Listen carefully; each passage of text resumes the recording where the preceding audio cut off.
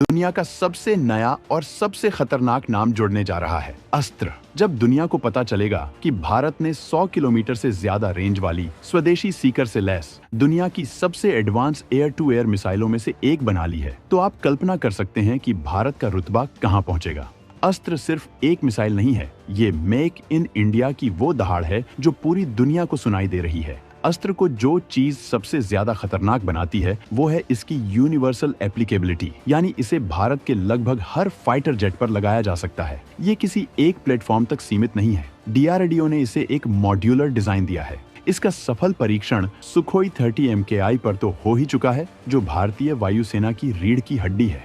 अब सोचिए, जब 250 से ज्यादा सुखोई विमान अस्त्र से लैस होकर आसमान में गरजेंगे तो दुश्मन की क्या हालत होगी। इसके अलावा हमारे अपने स्वदेशी फाइटर जेट LCA तेजस पर भी इसके एकीकरण का काम तेजी से चल रहा है। तेजस जैसा हल्का और फुर्तीला विमान जब अस्त्र जैसी लंबी दूरी की मिसाइल से लैस होगा तो ये एक डेडली कॉम्बिनेशन बन जाएगा। यही नहीं, फ्रांस से लिए गए मिराज 2000 और रूस से अपग्रेड हुए MiG-29 UPG लड़ाकू विमानों को भी अस्त्र से लैस करने की पूरी तैयारी है। यानी हमारे पुराने लेकिन असरदार फाइटर जेट्स को भी एक नई जान मिल जाएगी। कुछ रिपोर्ट्स तो ये भी इशारा कर रही हैं कि भविष्य में राफेल जैसे अत्याधुनिक विमान पर भी अस्त्र को इंटीग्रेट किया जा सकता है। लेकिन असली गेम चेंजर तो अभी आना बाकी है।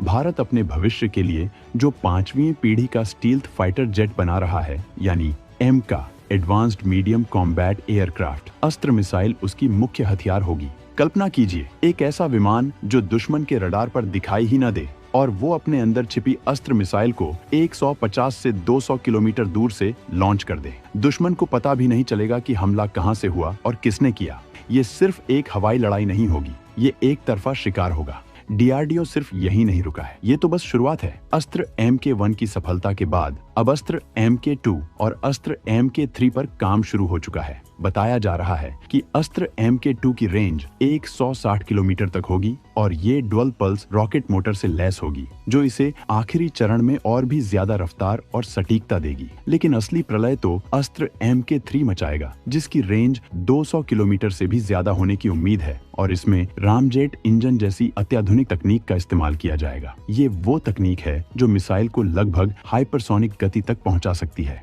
जब